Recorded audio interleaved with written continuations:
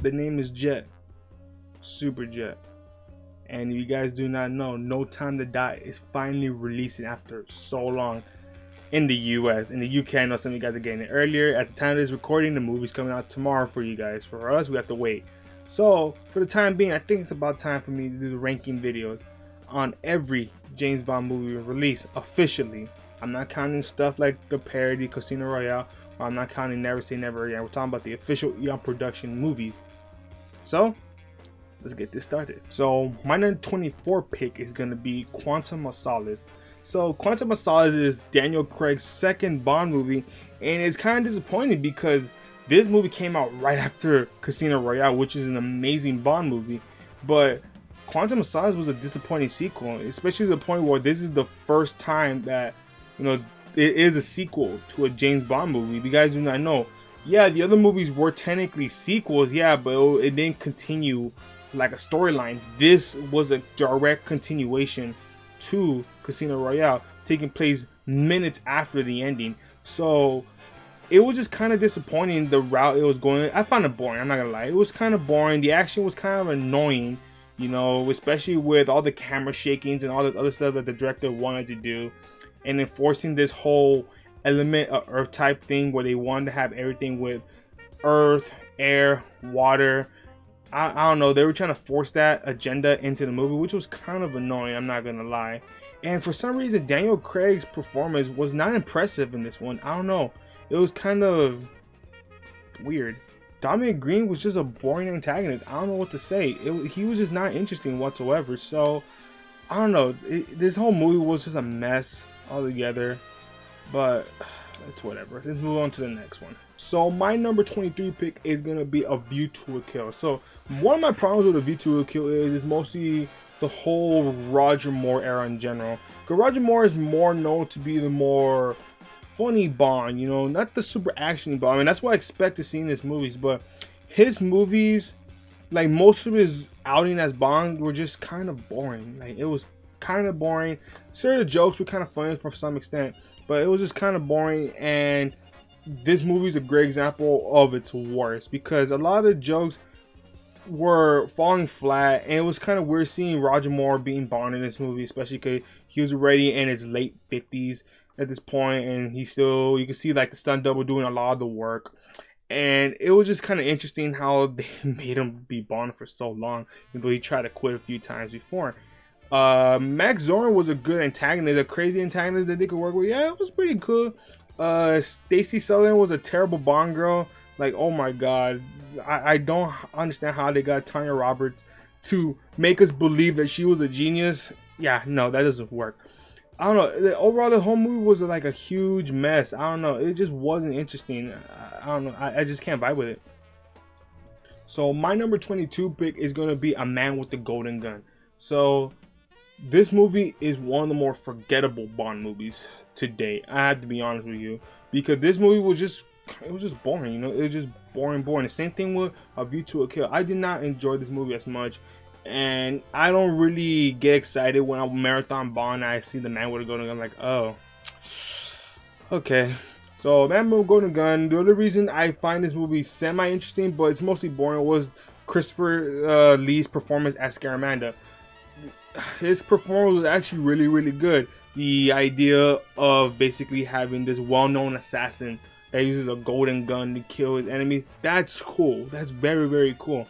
And the island they go to, that whole concept was interesting, but everything else basically falls flat. I don't know. It was just not a interesting Bond movie, and most people will agree with me on this, because no one really says that this is their favorite Bond movie, and no one really said this is their favorite Roger Moore Bond movie. It was just a huge miss. Number 21 is going to be Octopus, and I know, another Roger Moore film.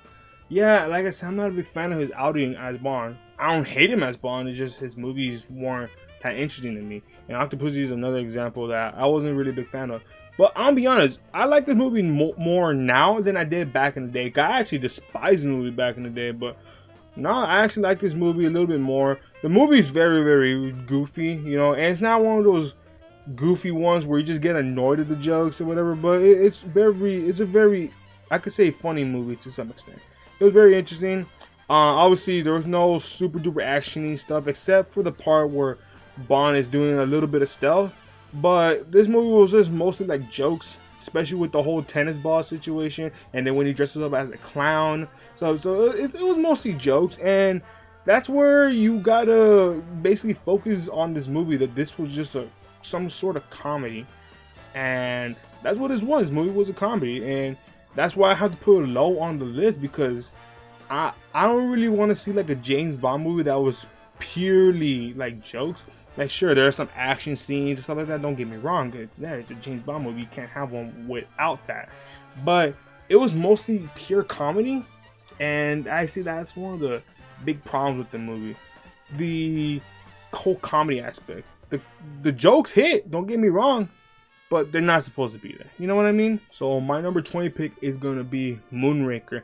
Yeah, I know, another Roger Moore movie, and don't worry, this is gonna be the last one for a while, but to be honest, Moonraker is down low is because it's the same reason why Octopus is pretty low. It's really ridiculous. And to be honest, this movie is more ridiculous than freaking Octopus, because the whole idea of Bond going to space and having a new utopia in space is kind of ridiculous, you know. It's a really dumb idea and a really dumb concept. And one of the only reasons they made Moonraker a space odyssey was because of Star Wars. You know, Star Wars came out around that time, so they want to market James Bond as a space odyssey like the cool kids are watching right now. You know what I mean? So yeah, this movie was kind of ridiculous all the way through. You know, don't get me wrong, the beginning was more calm. You know, it was kind of interesting. I mean, sure, there was a whole skydiving scene, but that's not out of the ordinary for a lot of these movies. But it was more calm, especially when Bond was trying to investigate Drax Industries and stuff. But the whole idea was going to space, making a new utopia and stuff. Yeah, that kind of took it a little far. That's why it's kind of this low. But I don't know, I enjoyed this movie more than I did Octopussy. So even though it should be more below, it should, I don't know, I enjoyed this movie more. I don't know. So my number 19 pick is going to be on Her Majesty's Secret Service.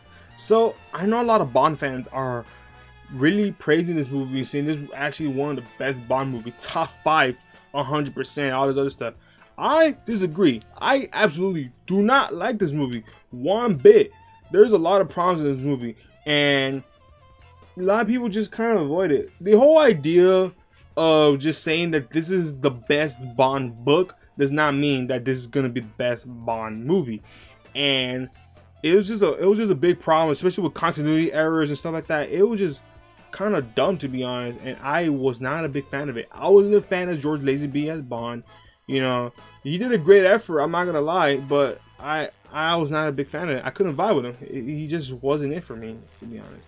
I didn't like the idea that they were trying to make him very similar to Sean Connery, and yet making him different at the same time, to the point where he had like some similar haircut with him, and bringing up to the point where he's different from Sean, but yet he is gonna be acting or trying his best to be like Sean Connery. And I was like, yo, I was not vibing with the idea of Bond falling in love but also cheating on the person he loves at the same time. I understand that Bond is a womanizer and that's his thing, and I love that Bond is a womanizer, but that was not portrayed correctly, and I was not cool with it. This whole love story in this movie did not work for me.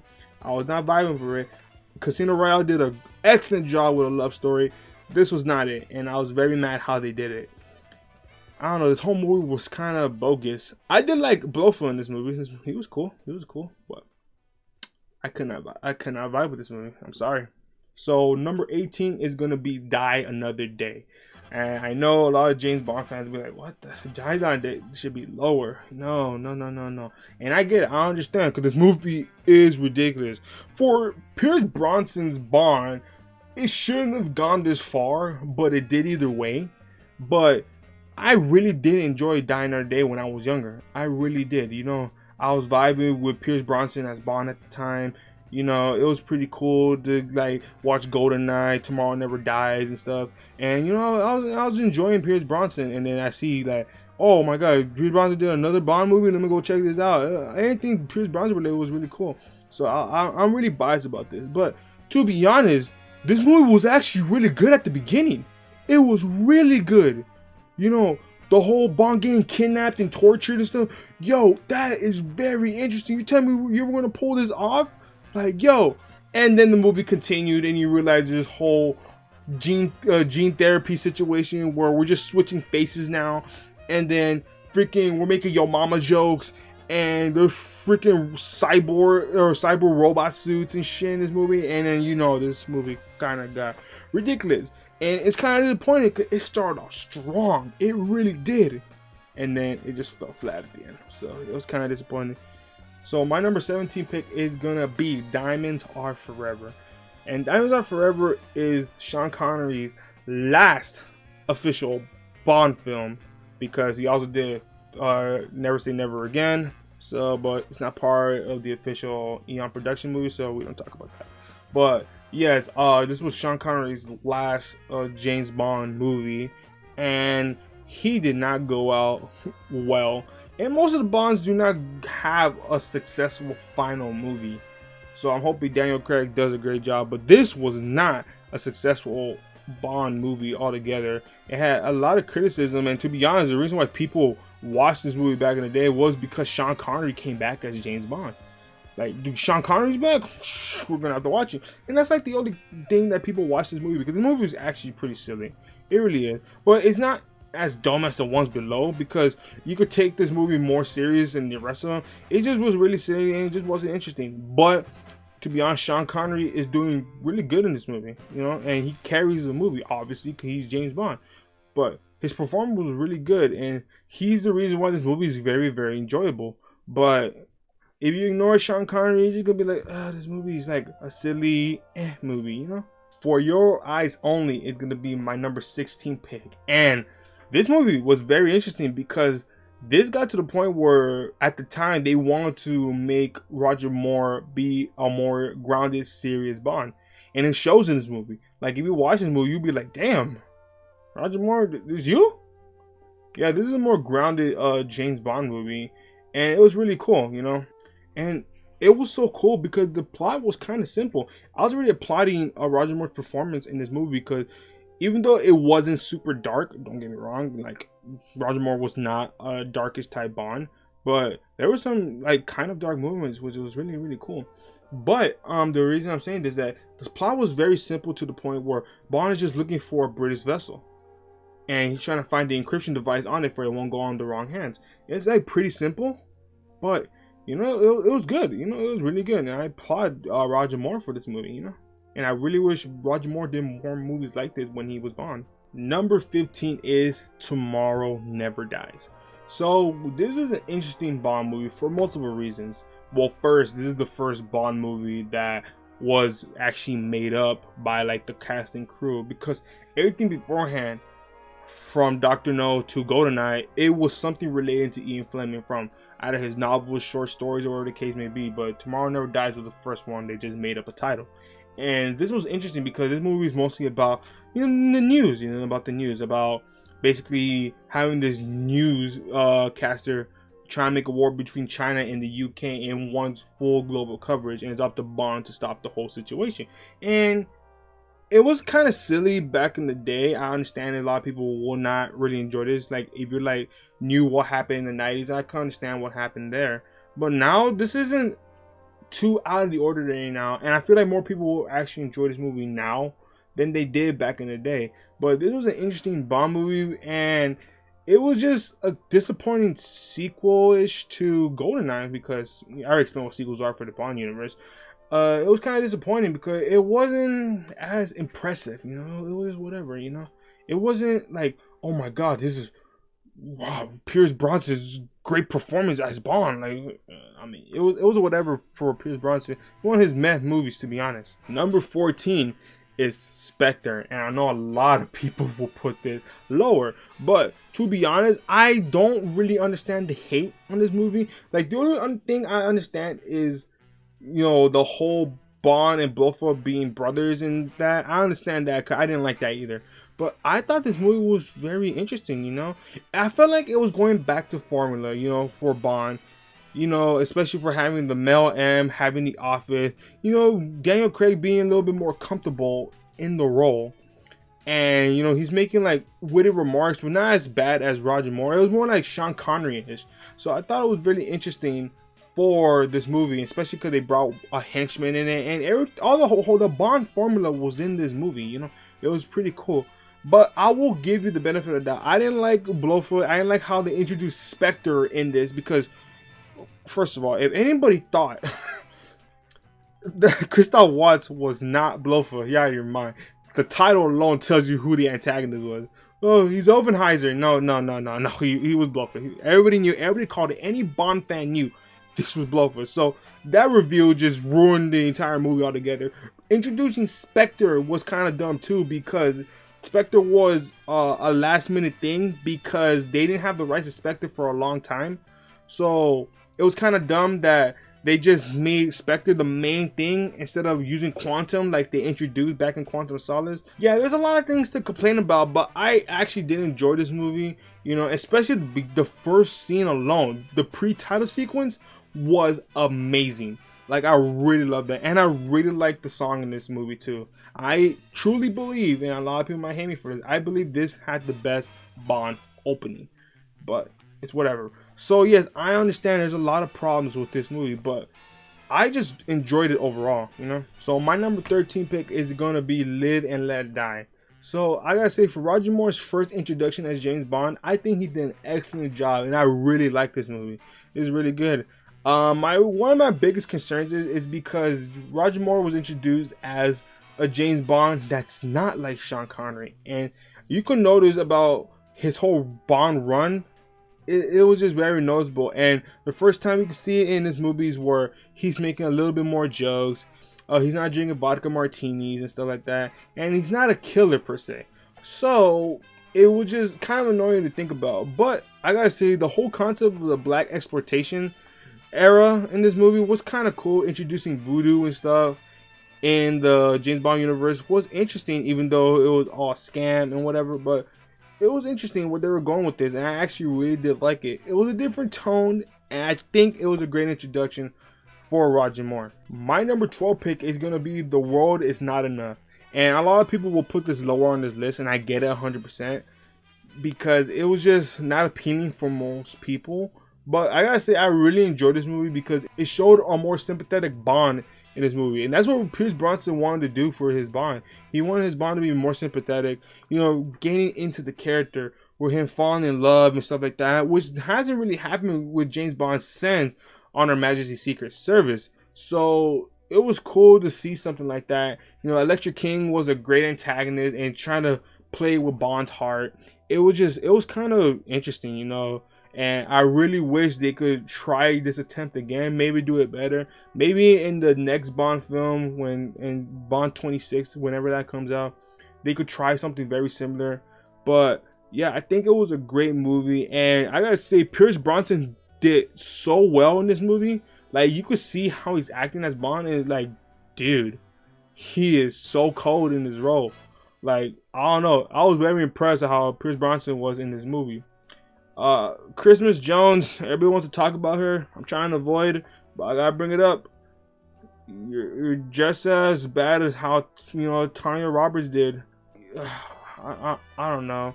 I don't hate the character. It's whatever, you know. Number 11 is Thunderbolt.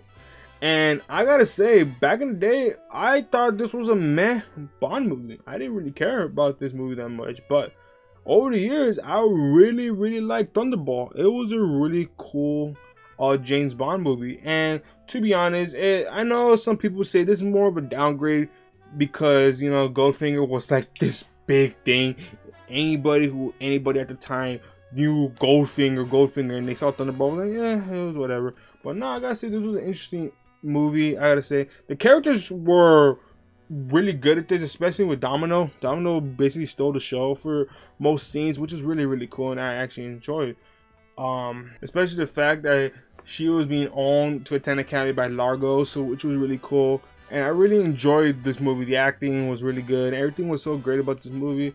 I will say though, the underwater scenes were kind of long. Don't get me wrong, and I get it. That was the whole concept of this movie. It was kind of long. It wasn't annoying though, so I gotta give him props. But you know, it was kind of long, but it was whatever. I enjoyed this movie overall. My number 10 pick is gonna be Dr. No. So it's kind of weird that people really wouldn't have this movie up high, because I really like this movie. Like, I understand some people might have the idea of saying this movie is just kind of mid, you know, it's not super impressive or whatever the case may be, but I don't know, I really like this movie.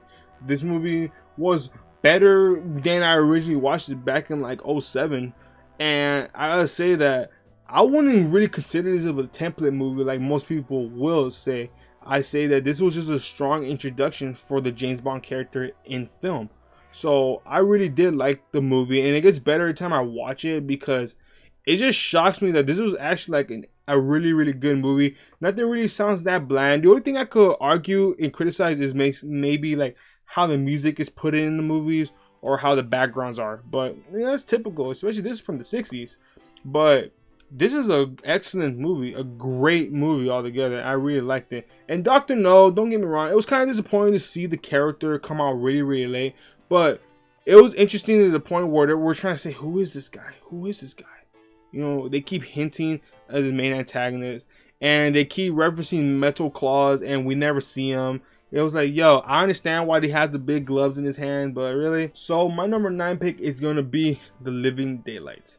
So, The Living Daylights, I gotta say this.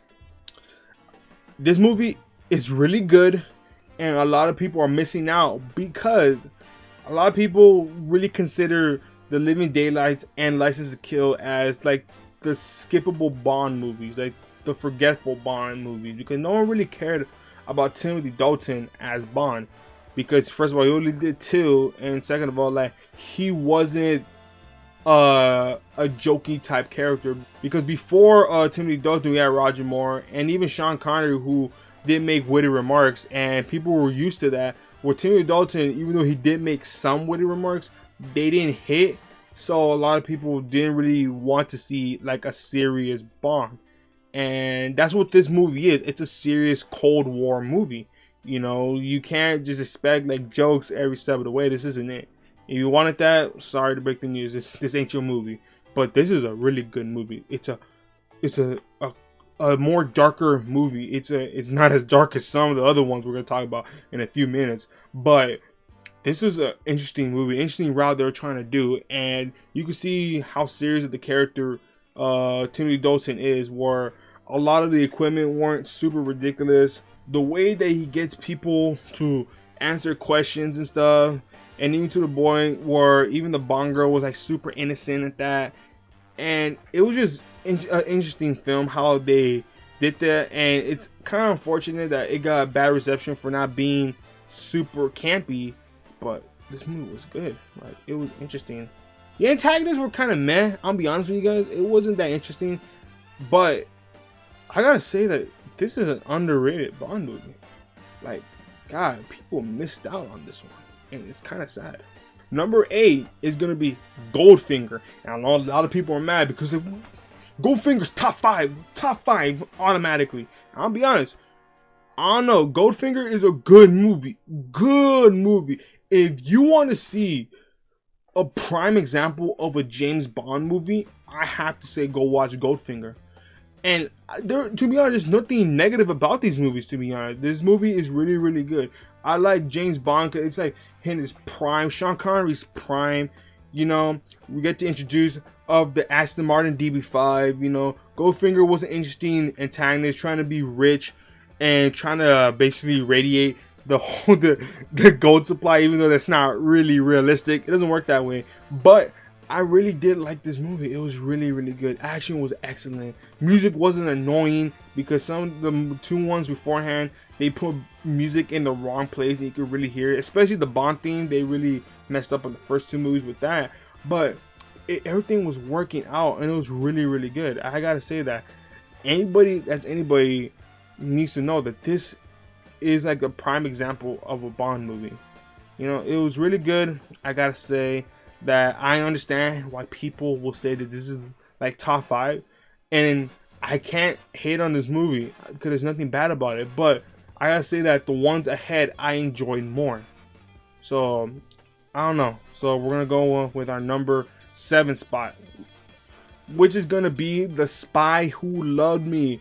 And yeah, I know it's kind of mixed. I usually have to switch those two because I don't know, but The Spy Who Loved Me is Roger Moore's best Bond movie, and thank God, you know, he got an excellent Bond movie, because a lot of things happened with the whole Bond franchise at the time that, you know, this could have been a worrisome movie, but this movie absolutely succeeded as being Roger Moore's best Bond movie. You know, it had amazing action, even though he's not known to be like an action type character. A lot of the scenes that he's involved with has action. It's super exciting, and the introduction alone, where Bond is skiing and he just falls off the cliff and the British flag comes out in his parachute, was a great introduction. Bond song, great. Agent Triple X, one of the best Bond girls in the series. The second best Bond car, the Lotus, is in this movie. A lot of things about this is really, really cool and interesting. And even though Stormberg was trying to make like a utopia, and that's why you should really criticize Moonraker even more, because this was a stolen idea. But yeah, even though Stormberg was trying to make like a utopia, it wasn't like bad. It was like a fun movie. It was interesting. It got to the point where even Prince Charles did a standing ovation during the film. So this is an excellent movie. And let's not forget the most iconic henchman in the franchise, which is Jaws. So yeah, this movie is excellent. I gotta say that this is a fun movie, excellent movie. So I gotta say, my number 6 pick is gonna be You Only Live Twice. And I gotta say this right now, I know a lot of people will highly disagree on me on this, just because of the whole situation about this movie, where, you know, Sean Connery was not doing his A game. You know, Sean Connery was dressed up as an Asian man, even though he was 6 foot and Scottish and couldn't do an Asian accent for the life of him and stuff. And there was a lot of things happening in that movie. But I gotta say, I really enjoyed this movie. Yeah, Sean Connery wasn't acting, and I understand why, especially with the whole situation where he was getting stalked by people. You know, he was on the toilet, someone was looking at him and stuff, and he was afraid of being typecast, and a lot of things happened. I understand. But I can't just deny that this is not like a guilty pleasure and entertaining movie. You know, it was really, really fun. And it got the first introduction of Blofeld. You know, we got to see how his look, and that's where the iconic bald scar in his eye that a lot of people parody nowadays. And even Christoph Waltz Blofeld is very similar to this one. I don't know, it was just, I gotta say, this is a very enjoyable movie. I really enjoyed the whole Japanese thing they were trying to do. It was really cool, and you know, I get a good vibe from this movie. You know, I understand a little bit, but I don't understand all the hate on this movie. My number 5 pick, it's gonna be GoldenEye. So yes, GoldenEye, which is considered top 5 greatest Bond movies of all time, and I gotta agree, this is a good movie. For Pierce Brosnan's introduction, I gotta say that GoldenEye is a really good movie. Interesting plot with the whole, my freaking friend, also my partner in the agency, becomes rogue. That's a cool premise, I gotta say that.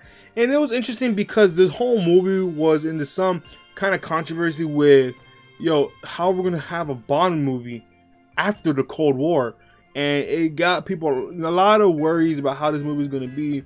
But this movie just told them, shut up, we're gonna be good, and that's what it was. This was a great movie. Pierce Brosnan did his best. So I say Pierce Brosnan's introduction was really good. I have a few concerns with him as Bond in this movie, was mostly his appearance. He had like this rougher type hair, and it looked kind of weird, especially for you being Bond. It didn't work for me. I was like, dude, fix it, dude. Get some gel, something, dude. It was kind of annoying. But you know, that's just a little nitpick. It doesn't change the film whatsoever. It was an excellent movie. Everything was amazing. And I gotta say that I understand why people will praise this movie, because this is considered top 5, if not the best Bond movie. So that's it. My number 4 pick is gonna be License to Kill, and I'm gonna say this right now: License to Kill is the most underrated James Bond movie of all time. I don't understand how people avoid this movie. People love Casino Royale and Skyfall and saying this is the best Bond movies, and you guys are just gonna avoid License to Kill, which is in the same caliber in storytelling, in like how dark it is, how serious it is, as those two movies. This is a great movie altogether. Timothy Dalton, excellent Bond, underrated Bond, excellent Bond. This movie is one of the more different James Bond movies because this isn't a mission anymore. This is personal. This is a more personal Bond movie for him, where Timothy Dalton's Bond basically is going on revenge because his best friend Felix Leiter got tortured and almost dead, and his wife gets raped and murdered, and Bond is going to go on revenge against the agency because they didn't want him to go on revenge whatsoever. But he said, screw you guys, I'm going to do this. And they say, alright, nah, you're crazy. We're going to force you to go back home. And then he just goes against them. This movie was excellent. This movie is absolutely great. You know, I don't know how people avoided this movie, but anybody that's watching this, yeah, go check this out as soon as possible. My number 3 pick is going to be Casino Royale. So Casino Royale is the first Bond book ever made. You know, this is the actual origin story of James Bond. And the reason why it was told so late, because they didn't have the rights to the book at the time. So they couldn't do this story. But now, after so long, they finally got the rights to Casino Royale and decided to reboot the franchise and start off fresh with Daniel Craig as Bond. And I gotta say, Casino Royale is praised by many people, including myself, because this movie is really, really good. The movie was really, really good. Very dark, more serious. People consider this as Bond having the most character out of all the Bond movies, and I can see where they're coming from. They were praising the movie, saying that this movie should be nominated in the Oscars.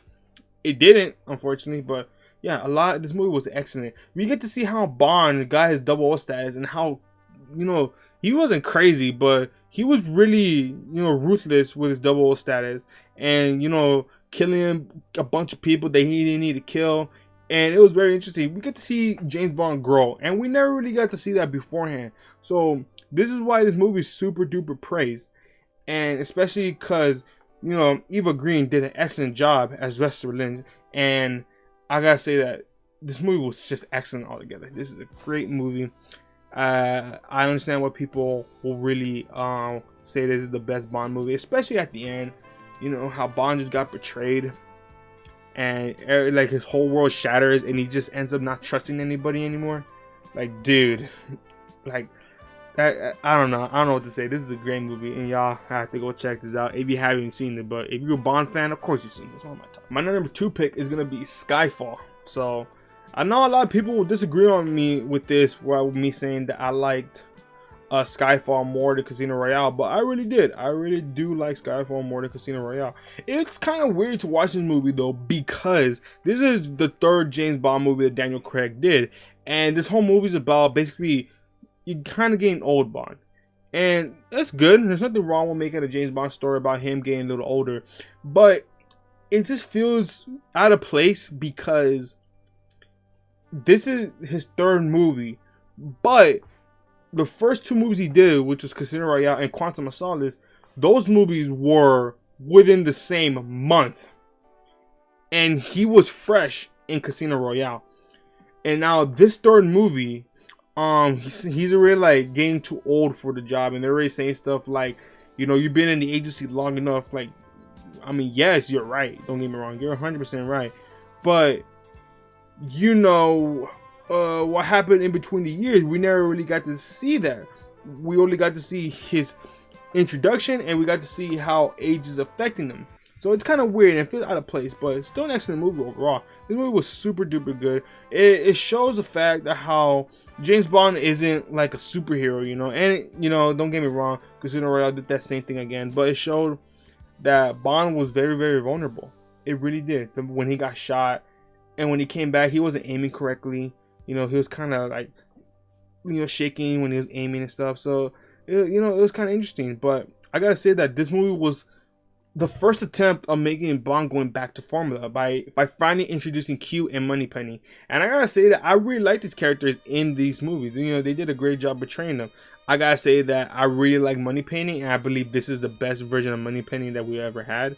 And what was so interesting about this movie is that this movie is more focused on M. You know, it was more about her, especially because the main antagonist was a Silva that is going on vendetta because what M did to him back when he used to be a secret agent. So it was kind of interesting. So my favorite James Bond movie, and my favorite movie of all time, to be honest with you, is gonna be From Russia with Love. So this is considered one of Sean Connery's best movies. One of his best, not the best, but one of his best. And I gotta say this right now, that I really enjoyed this movie for so many years, and I don't even know why, until I realized it a while back, like why I really enjoyed this movie. This movie is like, Sean Connery is excellent in this movie. You know, I really like the action scenes in this movie. You know, don't get me wrong, there's one problem in this movie I have, and it's because there's a scene that uses the James Bond theme, and I wasn't a big fan of it, and it happens when he goes to the hotel. And that's the only problem I have with this movie. But this movie is like really good. The action is really good. It had one of the best fight scenes in the franchise, you know. It was really cool. And even though this isn't a direct sequel to Dr. No, this whole conflict is because of, you know, James Bond's involvement in Dr. No when he died, you know. And it was really interesting to see that.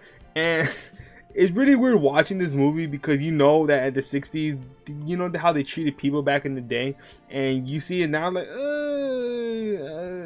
don't know, people. I don't think people gonna be vibing with this. But yeah, this movie, I say, is really, really good. It's really fun, really action based, really serious, and you know, Sean Connery, bro. You cannot mess with Sean Connery. I gotta say that Sean Connery is literally like one of the more scariest dang James Bond. And it shows in this movie, especially because of the train fight that happened in the freaking movie.